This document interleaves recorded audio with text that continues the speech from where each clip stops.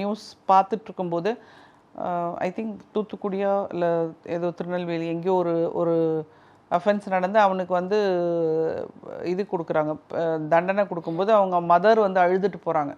அவன் வந்து ஒரு பொண்ணை கெடுத்திருக்கான் தான். அவனுக்கு தண்டனை கொடுக்கறது சரி. அந்த அம்மா இன்ஃபேக்ட் வந்து இவன் என் பையனே இல்லைன்னு சொல்லியிருக்கணும்.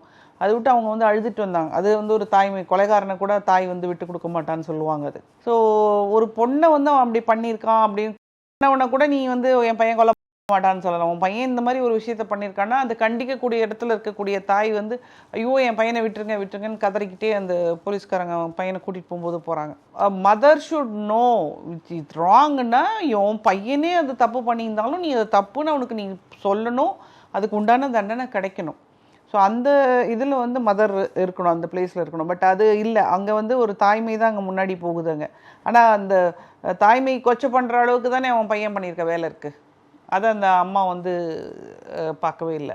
ஸோ மதர்ஸ் வந்து கண்மூடித்தனமாக இல்லாமல் குழந்தைகள் தவறு செய்யும்போது அதை வந்து சுட்டி காட்டி அதுலேருந்து அவங்கள வெளிக்கொணர வேண்டிய ஒரு இம்பார்ட்டண்ட்டான ஒரு ஜாப் அவங்களுக்கு, சொசைட்டிக்கு ஒரு நல்ல குழந்தையை தரக்கூடிய ஜாப் ஒரு மதருக்கு இருக்குது. ஸோ அதே வந்து கடமை தவறாமல் எல்லா மதரும் செய்யணும்.